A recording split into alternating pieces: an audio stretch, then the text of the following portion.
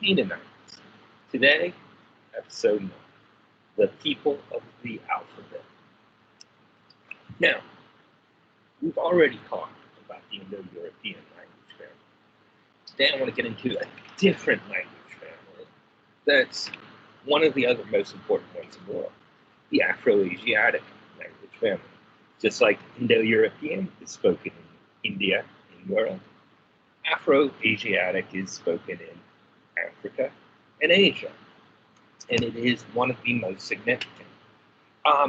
Most of the languages that we know of in historical time spoken across the Middle East, North Africa, and East Africa belong to this family, including ancient Egyptian as well as Arabic, Hebrew, Babylonian, and so on. One major exception is the Sumerian language, which is not, as far as anyone knows, related to any other known language. Now, within this greater language family, there are 5 modern subfamilies. Tuareg the Semitic language family, Berber language family, Cushitic language family, Amodic, and Chadic. There was formerly the Egyptian language family, which has died out and been replaced by Arabic. You just look at the difference between these two maps, one from the early historic period and one from current times. The biggest shift is that Arabic has taken over a great many areas. Now, the relationships between the subfamilies are like the relationships between the subfamilies of Indo-European. You can tell if you look that Hindi and English have a common ancestor. They've got more structurally in common than either has with, say, Arabic or Chinese. However, if you speak one, you do not readily know the other. Now, within the subfamilies, just like with the Indo-European families, you get a much greater level of similarity. Looking at the Semitic family, you notice a couple of things right off. One is that vowels are not particularly important for meaning. That will play in quite a lot in this lesson. Second thing, almost all words come from 3-letter root systems. A lot of these roots move from one language to the other, and a great deal of vocabulary is in common between these languages. It seems likely that where in the present speakers of Arabic, Amharic, Hebrew, Maltese and Aramaic have a fairly easy time understanding a good bit of other languages, the same would have been true in the past. Babylonian and Assyrian, Akkadian, Phoenician, Canaanite, Biblical Hebrew would probably have been similar enough for someone who spoke one to have at least some level of understanding of the others. Now, we can see an example of this if we look at the modern languages, modern Hebrew, modern Arabic. Both have their own scripts. So when you look at them side by side, it's not immediately obvious. But when you start looking at things like, for instance, their words for I, ana or ani, you, anta, ata, things like brother, och or ach, daughter, bint or bat, son, ibn or ben, king, malik, or malik and malik, slave, abd, that they're fairly straightforward. Some are even closer. The word for night in both is Layla, Yaum and Yom, or day, Ard and Aras, or earth. So someone who speaks Arabic as a first language has a much easier time learning Hebrew than someone coming from most other languages, and vice versa. Now, going way back, these languages have historically been associated with nomadic peoples, and nomadic peoples have spread many of the Semitic languages. Nomadism, that is, traveling with herds of animals, is in areas like the Middle East a fairly ideal way to live, especially if you are away from the irrigated river valleys or most well-watered farm areas. In those areas where it doesn't rain enough to farm, nomads prosper. Throughout the entire Middle East, throughout its history, there have been periodic long dry periods. And during those long dry periods, areas where farmers are living have suddenly become unable to support the crops necessary to feed the farming peoples. Those villages, towns become abandoned, and at the same time, during a drought situation, someone who relies on a herd of goats or sheep does not have the same problems, because if it does not rain in one valley, the farmer cannot simply get up and move to the next valley. The shepherd can. What happens then during these drought periods? Large areas will be abandoned to farming. Nomads will expand inwards. The nomad population will often absorb some of the farmers. As it becomes wet again, the farming will increase once more. However, many of the farming communities are now tied to the nomads and will have learned their languages. Secondly, nomads will travel place to place.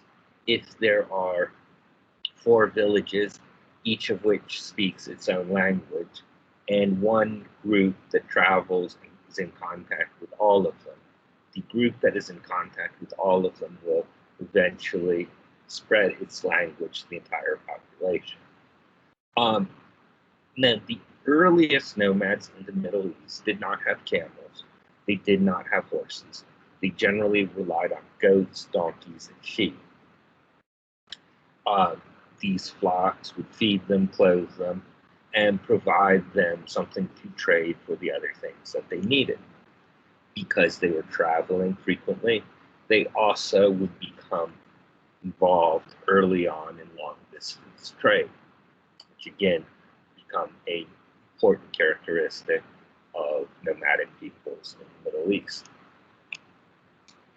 The Semitic peoples in particular seem to have begun from somewhere in East Africa, or probably living in what's now Eritrea, Ethiopia, about 6,000 years ago, when some of them crossed over the narrowest part of the Red Sea and began moving north through the Arabian Peninsula.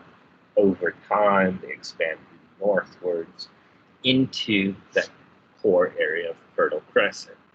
Most of this initial expansion would have happened before any type of written record.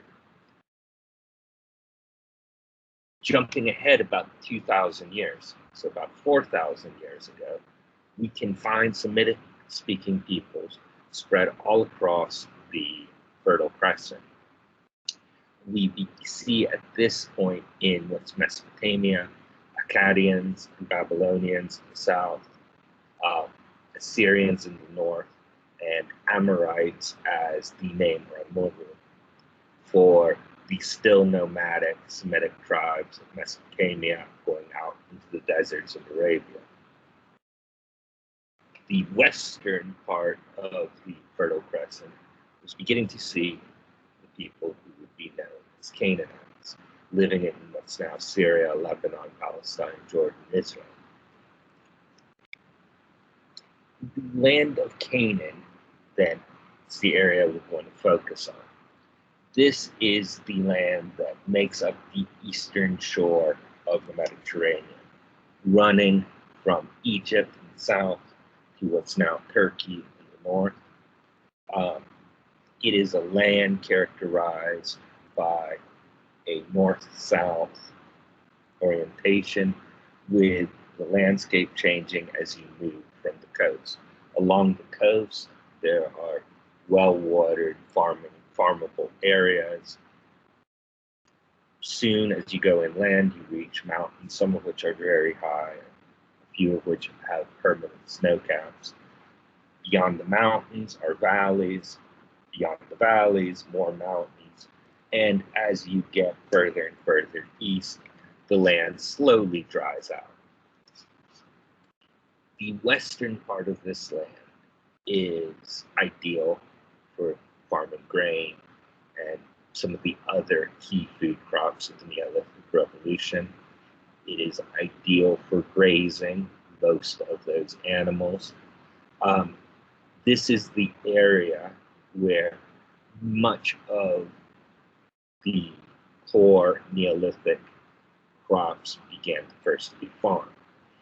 In the Bible, this land is called the land of milk and honey because it is so rich that it is assumed to be a land where you can always find those two wonderful things, milk and honey. You can see on the right-hand side a topographical map showing how the different zones meet.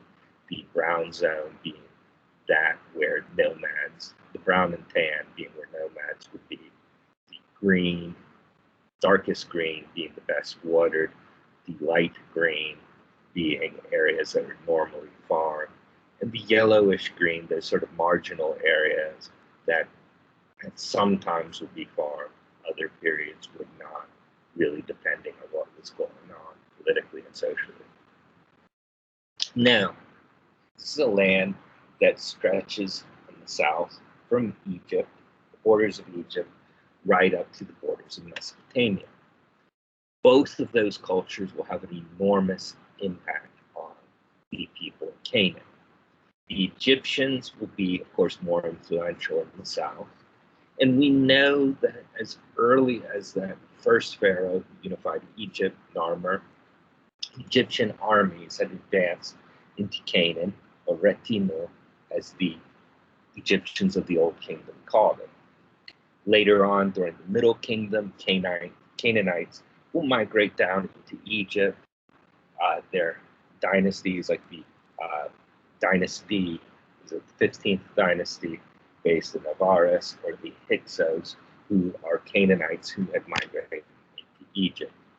Later on, after the overthrow of Hyksos, during the New Kingdom, the Egyptians will conquer and dominate the entire land all the way up to the Euphrates, ruling through local kings. Now, the people who are living here by this point are the Canaanites.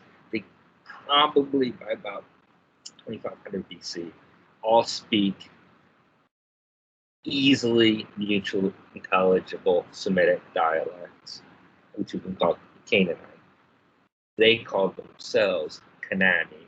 This is the name they will use to refer to themselves and their language, and right up through the later Roman Empire. That name, Canaan, Canaani, seems to refer to the color purple from a dye that they use to make purple cloth, we'll talk about in the next unit, or possibly from a name they gave themselves as the red people, the purple people. The earliest city-state that we can really focus in on is a place called Ebla. Ebla is in northern Syria, between the modern cities of Aleppo and Idlib. Unfortunately, it seems that the site has been heavily looted in the last 10 years, as it is in the middle of an area where there's been some of the heaviest fighting in the Syrian civil war. However, It was excavated in the period between the 1960s and the outbreak of the Syrian Civil War. And at the site of Ebla, they found cuneiform texts written on clay tablets using the Sumerian system. And these came in very large numbers. They are written in a language that was identifiable as related to later Canaanite languages. Some of the names of the people mentioned in these texts will probably sound familiar, like Adamu, Hawa, or Eve, as it would be anglicized, Yebo, Abraham, Amma, Bilhah, Ishmael, Israel, Esau, Michael, Saul, David. These are not the people in the Bible, they're people with the same names. There is also from Ebla, the oldest dictionary, written about 2400 BC, with Sumerian and Eblaite, Canaanite language given in parallel. Ebla prospers. It is a city similar to those in Mesopotamia, but having its own distinctiveness. They use a lot of mud brick. They have palaces. They're very significant for close to 2,000 years before the city collapses and is abandoned. In some of those documents, they mention another city called Ugarit. Ugarit is on the coast of Syria, and we also know of Ugarit from documents found in Egypt. It would be an ally, tributary state of the new kingdom of Egypt. And from it, again, more cuneiform tablets have been found, written in their own language, while using the Sumerian system as a basis. Some of these texts include the oldest evidence of a musical notation system. There are stories about their gods, Baal Hadad, his conflicts with Yam, and Mot, the god of death. There is also, late in the history of Ugarit, while still using cuneiform, a new system that comes in that is a much simpler system of writing, using 40 rather than 600 characters. And some of these have their names given, and their names are familiar to us as the names of letters, some of them in the same system we know. Is this the beginning of the alphabet? No, this is not quite. Now we need to go back to the Middle Kingdom of Egypt for a moment. The Middle Kingdom of Egypt is prospering. In fact, it was prospering so much that the rulers of Egypt began recruiting Semitic tribesmen from Canaan to come into Egypt to work. Some of them would eventually overthrow the government of Egypt and take over for themselves, but others went to work in quarries and mines in the deserts of the Sinai Peninsula, east of Egypt, south of Canaan, so right in between. And there they worked under Egyptian supervision. These Canaanite workers, basically migrant workers, in the period between about 1800 and 1600 BC, would have been working for wages given them by Egyptian officials. The Egyptian officials used writing, hieroglyphics, presumably to keep track of things like payroll, other things like that. Canaanites saw them doing this. They understood the concept of writing, but they could not themselves read hieroglyphics. And what one of these migrant workers, maybe few of these migrant workers did, is they used hieroglyphics as a model to develop a writing system for their own language. unlike hieroglyphics, though, their system used one symbol for one sound. Very, very simple. Because it was a Semitic language, they did not use vowels, so they came up with 22 consonant signs. Here they are. Some of them may look familiar. Originally, they're copied from hieroglyphics, at least in the idea of how they would be written. Many of them are simple drawings of objects. So, for instance, the first letter of their system is Aleph. Aleph, or Al, means ox. If you look at the symbol for Aleph, it has a resemblance to the head of a cow or bull. See the horns and the ears. Of course, you flip that over, and Aleph becomes Alpha in Greek, and then the letter A that we know. Second letter is a house, Beth, becomes Beta in Greek, B for us. Then Gimel, which is a simple drawing of a camel, Daleth, the door, and so on. You can even see in some of these letters how they run in an order we might be familiar with. Aleph, Beth, A, B. A, B, G, D. This G will split into C and G later on. Others like Kaf, Lamed, Mim, Nun, K, L, M, N, still retain their original order, or Kof, Resh, Shin, Tau, Q, R, S, T. Some of these we still have, and you can start seeing a resemblance to what we know. Now, this system spreads very slowly. It does not have the support of any great empire or any great religion initially. From that beginning, sometime around 1700 BC, it spread slowly northwards among Canaanite peoples. By 1300 BC, we have that alphabetic cuneiform being used in Ugarit clay tablets. And about 100 years later, we see inscriptions begin to appear in the city of Byblos that follow this sort of pattern. And it will spread across Canaan, get more developed over the next few centuries. Here you can see the movement from a hieroglyph to the original system using Sinai, Phoenician, Paleo-Hebrew.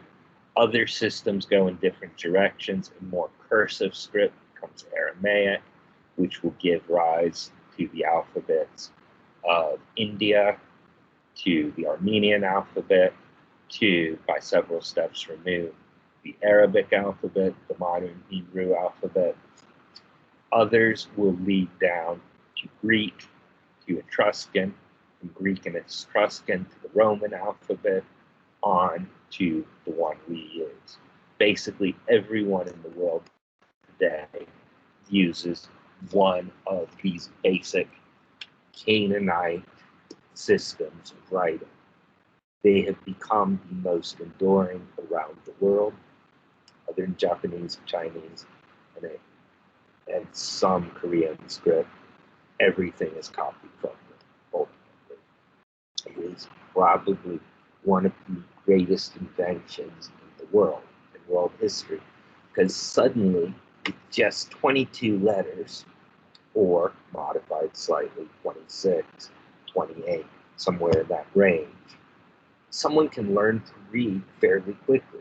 You can teach small children their ABCs, or their Aleph, Beth, Gimel, Daleth, much, much faster than we can learn hieroglyphics, or cuneiform, or the Chinese writing system. This is a writing system that allows mass literacy for the first time. it will endure and be one of the most important inventions in world history. Thank you. In the next unit, we're talking about